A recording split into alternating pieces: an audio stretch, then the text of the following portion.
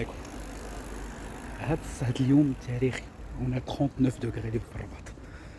صراحة ميمكنش حسن عوان الناس ديال مراكش ورزازات الرشيدية فاس كناس المناطق الداخلية المهم اللي بعيدة شوية على البحر. وكاين المشكل فهادشي كان هو ان المناطق الداخل من الساحلية كيكون فيها لوميديتي، النسبة ديال الرطوبة طالعة بزاف وكتخنق أكثر من الصهد اللي كاين.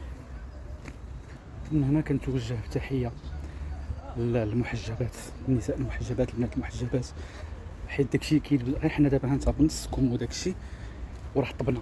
وتخيل دابا المراه ولا بنت محجبه تبارك الله، كاين اللي كيلبسوا الكحل، يعني المهم مغطيه كامل، دونك لو كور ديالها كان غيكون طايب مسكين بالسخونيه ديال الصهد وداكشي.